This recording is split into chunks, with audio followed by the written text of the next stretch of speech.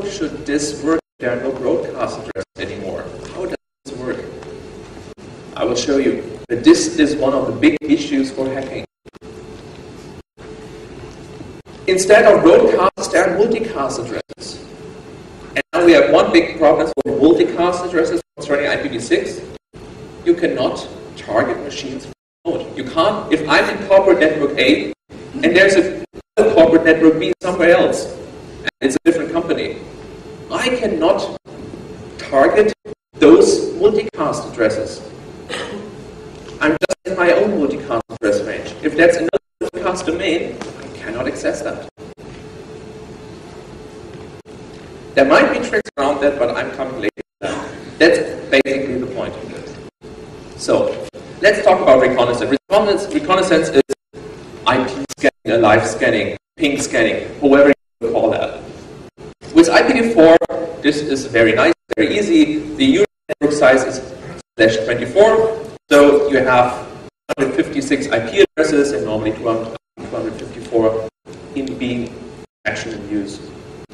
So what a hacker usually does is first do a ping sweep or whatever kind of a live scanning you favor, TCP, UDP, blah blah.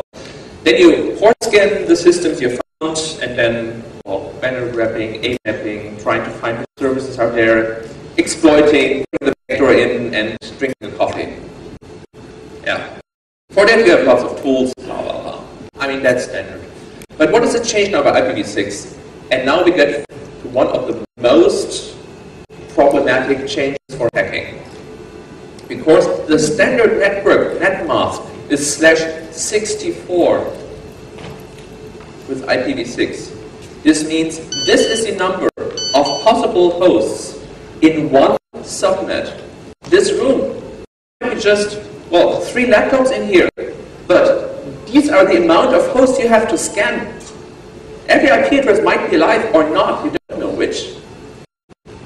So this is a big problem.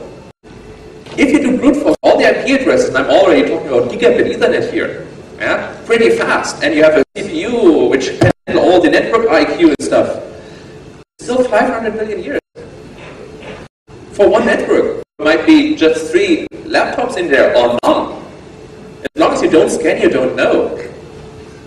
If you are being clever and we say, okay, something else than gigabit Ethernet, and we have so much powerful laptops and blah blah blah blah blah, you can still get it down into a few months. But if you compare 500 million years and some months, that's really good, okay? Yeah, but still, some months for a single subnet scan is way too long.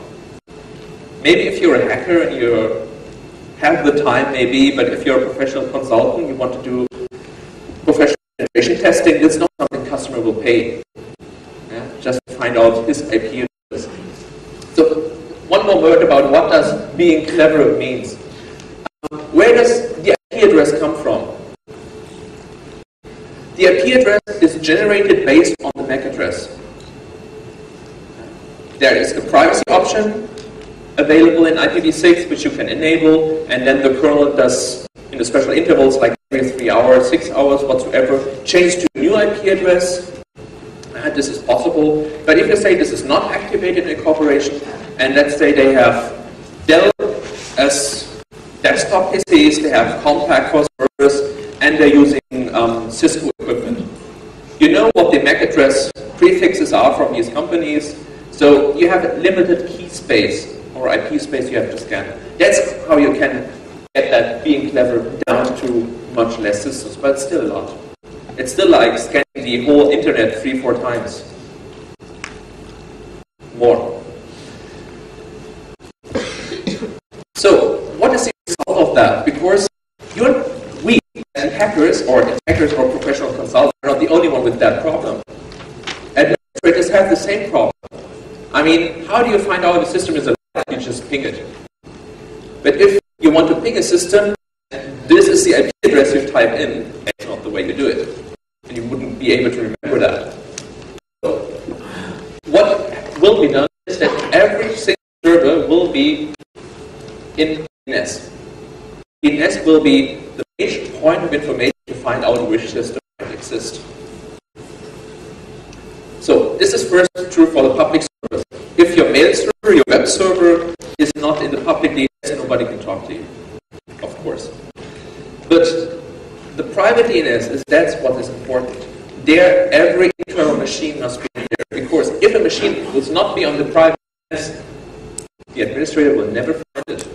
Once it's deleted, PCs or servers will be forgotten.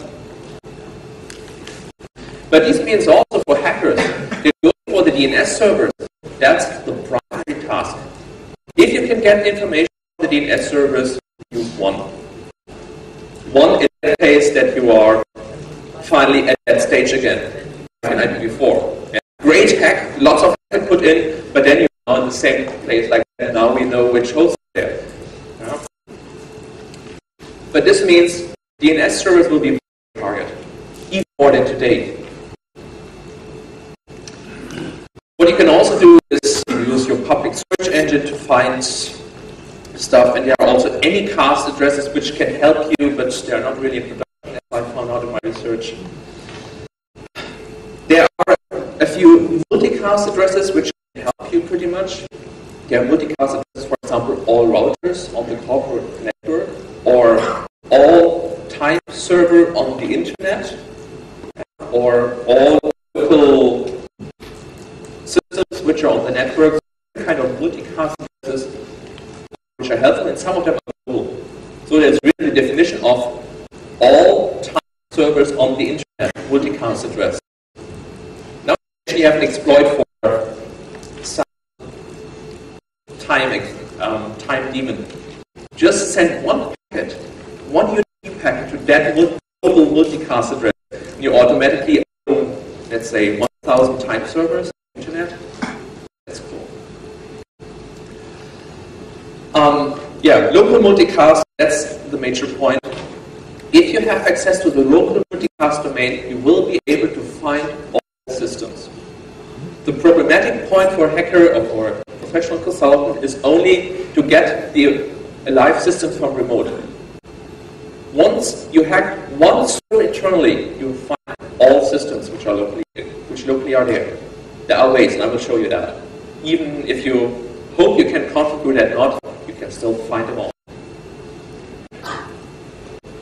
So once you have all the systems which are alive, the normal techniques like port scanning, banner identification, get metasploit starting, owning the system, blah blah blah is the same. The big difference is really being able to find the systems. Finding, that's a big problem now.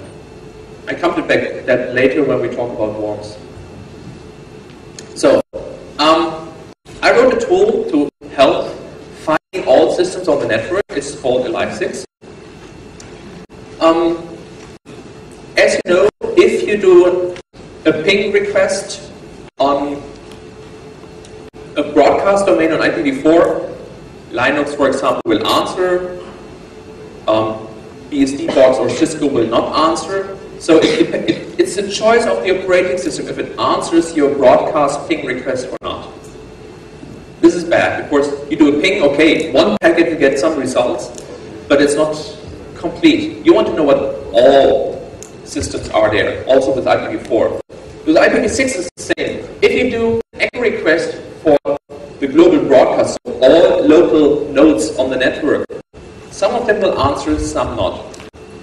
Yeah? It's just you can configure it on your operating system. Being at IPv4, IPv6 doesn't matter, it's the same.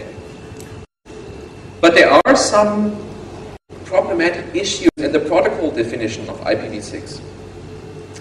And that is, if you generate an IPv6 error, protocol error, on a host, you can define, even if this was a multicast packet, send me an answer that this packet was wrong.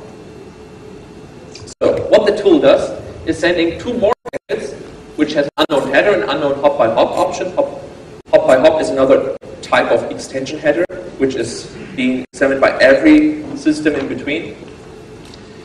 And because they are unknown, all systems will reply with the packet, hey, I didn't understand that. That packet is way wrong.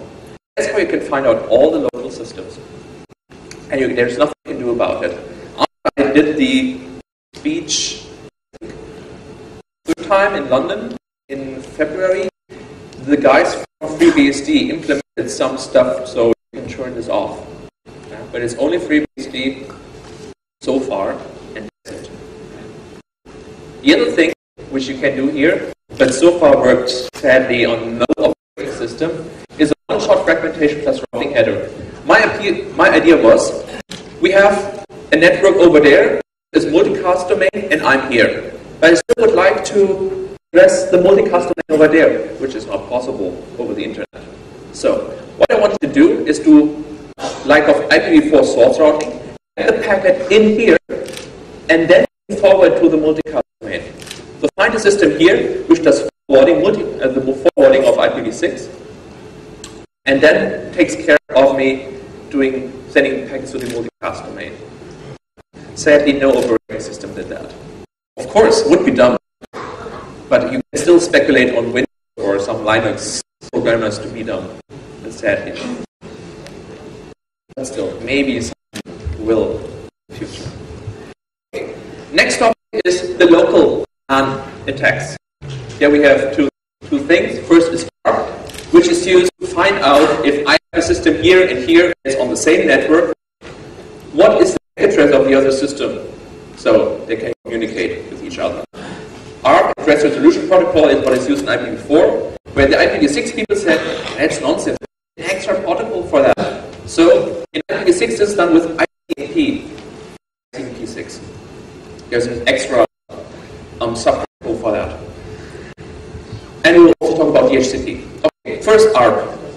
It's layer 2 broadcast communication, performs the lookup between IP address and MAC address.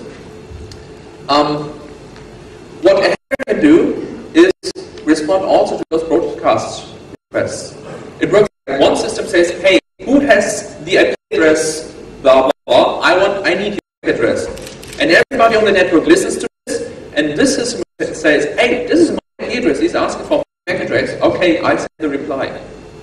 Well, but all others are listening too, and if they are evil, can happen this time, they answer as well. So, this is what you can do by that as a man-in-the-middle attack. DHCP, so there's a problem in IPv4. DHCP is the same, uses broadcast manager as anybody, any device on the network can respond, blah, blah, and feed wrong DNS and the wrong default router to the victim. And by that, do man-in-the-middle, etc., etc. Okay.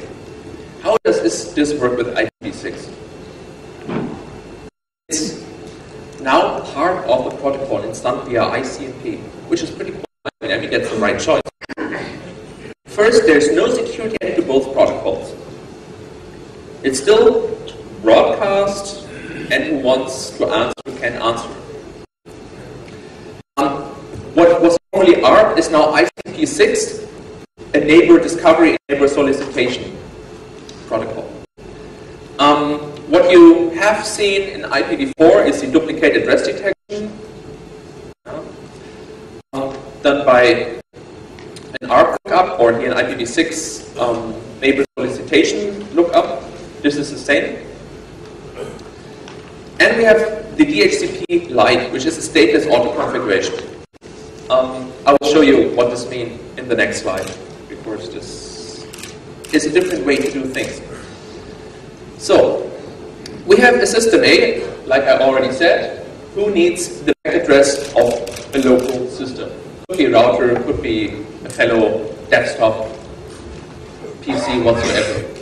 So, he does a neighbor solicitation and says, hey, who has this IP address? I need that.